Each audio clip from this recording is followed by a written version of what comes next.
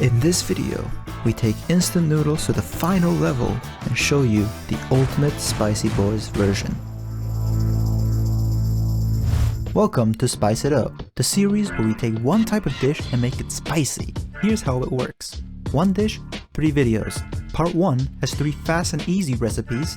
Part 2 showcases 2 recipes that require a bit more time and dedication. And lastly, Part 3, the ultimate Spicy Bois version. More prep, more love, more delicious. That's all there is to it. Now let's spice it up. Hey guys, welcome back to Spice It Up. It's your Spicy Boys Simon and Dan, and today is part 3 of our instant noodles journey. So in part 1 we showed you quick and easy recipes. In part 2 we showed you more intense and elevated dishes. And in part 3 today we'll be showing you how we make almost everything from scratch, as well as how we come up with the ultimate Spicy Bois version. This is going to be a learning experience for us, but we just want to inspire you guys to try this at home because it's really fun. So yeah. So we've been doing a lot of research about making ramen from home, and something we want to stay true to is Adam Liaw's 5 elements of making ramen. Essentially that's breaking down ramen into its 5 main components. So that's broth, tare, the seasoning, aromatic oil, the toppings, and lastly the ramen noodles itself. And we figure we can't really go wrong with Adam Liaw's guidance through his Ramen School series. However, we want to use knowledge we gain from other sources to make our ramen experience even spicier. Also, at the end of this video, we have a special guest that's going to taste test our dish. So that's going to be really exciting. Watch till the end to find out who it is. And let's just spice it up now. Let's spice it up! Alright, so the first thing on the menu is making some Japanese style chashu. First thing we will do is tie up some pork belly. To tie it, get some butcher's twine, make a dead knot on one end after rolling the slab of pork belly, then bring the string across to the other end of the roll. One time around the roll, just like before, tuck the string under to keep it in place, then wind it along the roll back to the start, then finishing off with another dead knot. Next, place it in a pot of cold water, let that come to a boil and simmer for 20 minutes. In the meantime, you can measure out the sauces and prep the condiments we'll add. After 20 minutes have passed, take out the pork and rinse any impurities off. Clean your pot and fill it back up just till it covers the meat. Here comes the condiments. 6 dried shiitake mushrooms, 2 cloves of garlic, 2 small pieces of kombu, 4 slices of ginger, and 2 spring onions. Bring that up to a boil and take out the kombu when you can make a mark with your nail. Now add 100 grams sugar and 1 teaspoon salt and simmer for 1 hour. So we'll now add 150 ml of light soy sauce, 100 ml of dark soy sauce, 125 ml of mirin, and 125 ml of Shaoxing wine. Simmer that for another hour or so, and then extract that beautiful roll of chashu. Make sure to save all the braising liquid left over and refrigerate everything. Alright, that's our chashu dealt with. Now onto the broth. Let's go. So after researching different broths, we ultimately decided we wanted to try to make black garlic tonkotsu just like our trusty Nissin instant noodles from part 1 and 2. It just looked to be the easiest and cheapest broth to make, since it only uses one type of meat, so say no more, I'm sold. Let's make some tonkotsu broth. And guys, we spent like 4 euros in the butcher to get all these bones. Altogether, we have about 1 kilograms of trotters and 1.3 kilograms of small rib bones. Anyway, first things first, the bones are a little bit long, so it's time to whip out my cleaver.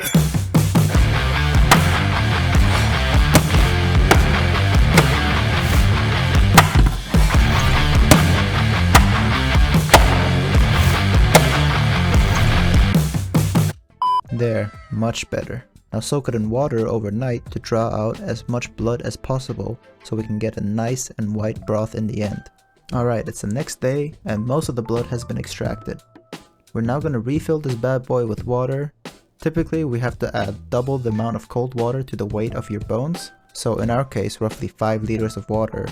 However, our stock pot isn't big enough for that, so we might have to come up with something later. But first, let's remove the impurities. So bring the pot to a simmer on low heat over 45 minutes, and then for the next 2 hours, just keep skimming off any gray scum that flows to the top every half an hour or so. You see how there's only white foam forming now? So that's good. Now to fix our too much bone problem, I called in some backup. Yeah, I just used another pot, subtracted 550 grams of bones and then topped it up with some broth from the big pot and then topped both up until the ratio is more or less the same. I mean, we're gonna mix it all later, so it doesn't really have to be super precise. Anyway, our broth will now undergo 6 hours of constant boiling, 2 hours with the lid on and 4 hours without. And here's the end result. Oh my, it does look beautiful. And it smells amazing too. So let's remove all the meat and bones and see what our yield is. So we managed to get 3.8 liters of broth. So that's like 15 bowls of ramen worth of broth for 4 euros. If that's not value, I don't know what is. Not to mention the leftover meat from the bones. That alone is another meal right there. I'm happy. Anyway, that's the first element of our ramen done. Dan will now show you the second element. Next up we have the tare. Tare literally means sauce in Japanese. It's essentially something that seasons the dish, and today I have 3 different tares for you guys to try, and we're gonna start off with the easiest one, and that's the spicy miso tare. So for this we're going to use half cup of miso paste, quarter cup of salt, quarter cup of water, 3 tablespoons of sesame paste, 2 tablespoons of sesame oil, quarter cup of gochujang, 3 tablespoons of rice vinegar. So you want to mix this well, and that's it. There you have your spicy miso tare. Then the second tare we're going to make is probably one of my favorite. It's the Shoyu Tare. And for this we're going to add in a pot 150 ml of soy sauce, 60 ml of Sanxian wine. The best would actually be sake, but since we ran out we're going to use this as a substitute. Next I'm going to add 85 ml of mirin, 30 grams of sugar, 40 grams of salt, 250 ml of water or chicken stock. We used water which tasted good in the end, but I recommend going for chicken stock since Adam also uses a double stock instead of water. So adding a teaspoon of chicken powder or just using thick chicken stock wouldn't hurt in my opinion. So once we got everything in there, we're gonna let it simmer for 15 minutes. Then we're gonna turn off the heat and let it cool down as well. And once it's cool, we're gonna add a little bit of rice vinegar to it as well. There's another tare done. Last but not least, we have the Shio Tare. For this we put 10 grams of dried anchovy, 10 grams of dried shrimp, 1 piece of kombu, and we added 500 ml of water in a container, and we let this slowly extract overnight in the fridge. Alright, so it's the next day now, and we're gonna transfer everything in a pan. Just slowly heat it up on a very low heat until it's just warm to the touch. After that we're going to strain everything and measure how much liquid we have. This is really important because we're going to add some salt to it, and the ratio should be 1 to 5. So if you have 500 ml of this stock, we're going to add 100 grams of salt to it. I know it seems like a lot, but keep in mind we're using this as a seasoning, so in the end we might only use around a tablespoon or maybe 2 tablespoons.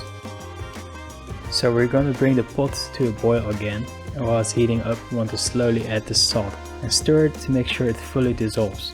And once it's boiling we can turn off the heat, and that completes our Shio Tare.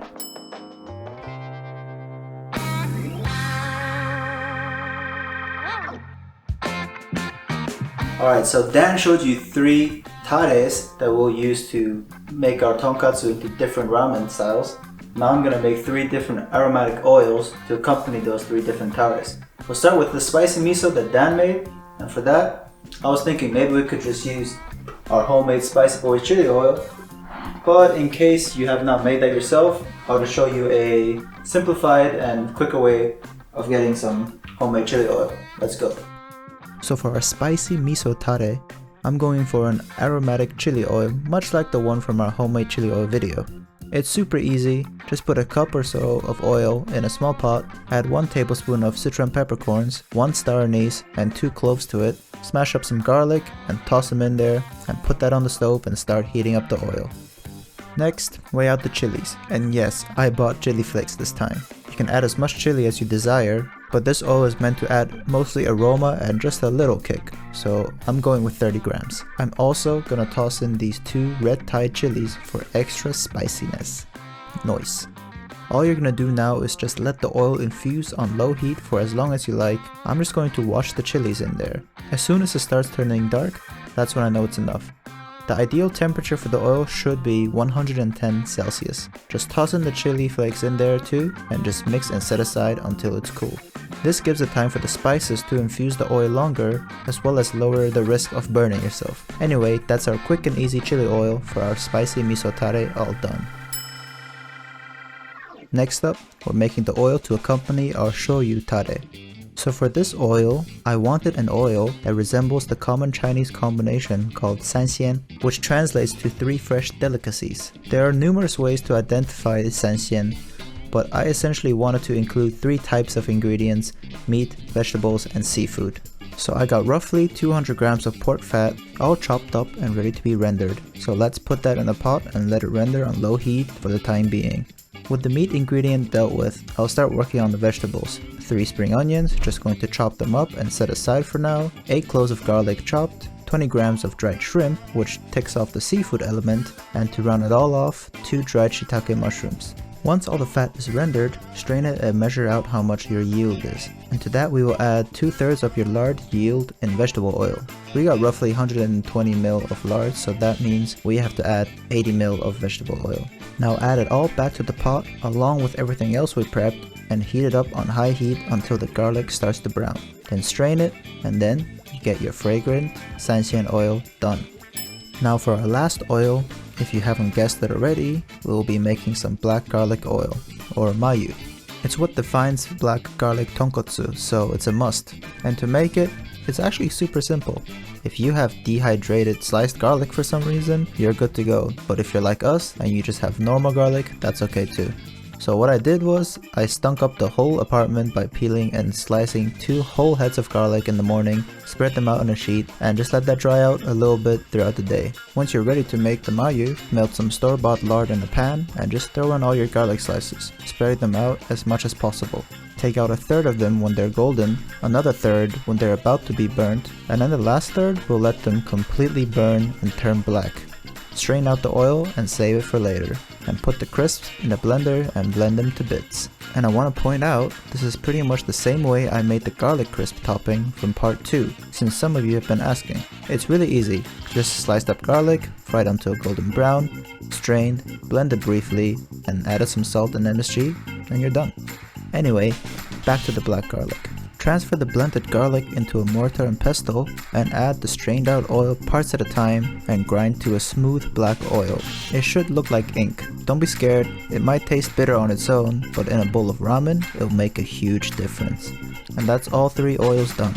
And I do want to point out, you can mix these oils and tare around. Nothing is stopping you from putting the spicy oil on your Shio Ramen or their Sanxian oil on your shoyu.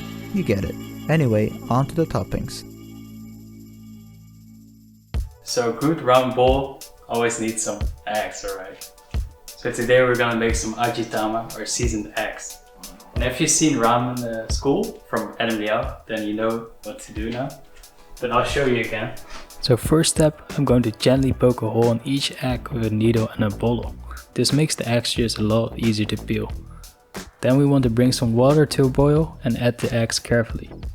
I'm going to cook these eggs for about 6.5 minutes, which should be perfect for soft boiled eggs if they were room temperature. And for the first minute you want to keep stirring the eggs to center the egg yolk, and it also helps to get the last bit of air escape from the hole we made. Alright, so it's been around 6.5 minutes. I'm going to cool these eggs in the ice bath to try to stop the cooking process as soon as possible. Once they're cold, you should be able to easily peel these. Now for the marinade, I used 300 ml of the braisening liquid from the Chashu, and I added an equal amount of water to it. Looking back to it, I actually recommend using a bit less because my container ended up being pretty full, so I'd say 200 ml of braisening liquid, 200 ml of water should be enough. And then you can add your eggs gently with a spoon, and we're gonna leave that in the fridge for about 2 days. And hopefully in the end we'll have some nice flavored egg with that recognizable jammy yolk that you always see with ramen eggs. Next we're going to make some menma. These are seasoned bamboo shoots and it has a nice crunchy texture that fits well with ramen. For this we're going to use some canned bamboo shoots. These sometimes do have funky smell to them, so we want to rinse them very well with some water, then heat it again with some boiling water, and this should get rid of some of that. Now in a separate pot we're gonna add 65 grams of the bamboo shoots, around 500 ml of water, 125 ml of braising liquid from the Chashu again, 60 ml of mirin, and I'm going to bring this to a boil. And once it's boiling, you just want to add a handful of bonito flakes, and then you can reduce the heat and let it simmer for 25 minutes. Alright, so we can turn off the heat and let this cool. Pour it in an airtight container and leave it in the fridge overnight, and it should be ready to go for the next day.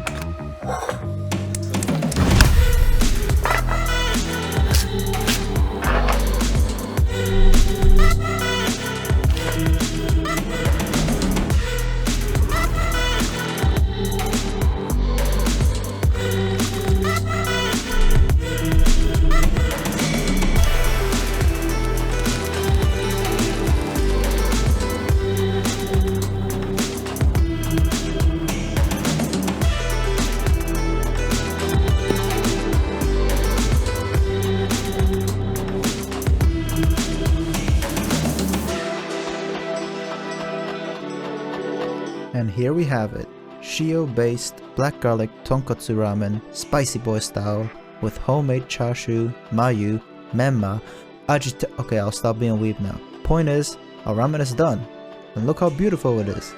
Oh, and don't think I forgot about the other Tare and aromatic oils we prepared. Here's our other versions, spicy miso with chili oil, and Shoyu Tare with Chinese Sanxian oil. Anyway, it's finally time to serve this to our special guest. Let's give it up for big time 2.3 million subscribers on YouTube, guitarist Eddie Vandermeer's cameraman Giuliano.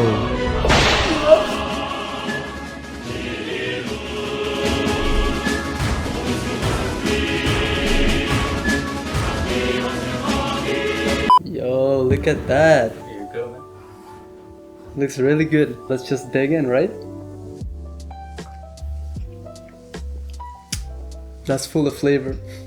Okay, let's mix it up. Damn, this is really good. This is like restaurant grade ramen. Let's grab a bit of the meat now. Damn, it's been so long since I've last had something like this. I'd say the meat is like almost as good as Simon's. So I'm pretty sure this is gonna join the clean bowl club. Never had this before, so let's see how it tastes. It's a nice texture. It's good too. Okay, so let's try this egg now. It totally didn't just take like 5 minutes to pick this up, but here we go. It is really good though. Like you can really tell it has been marinating for a bit. Let's try a bit of corn.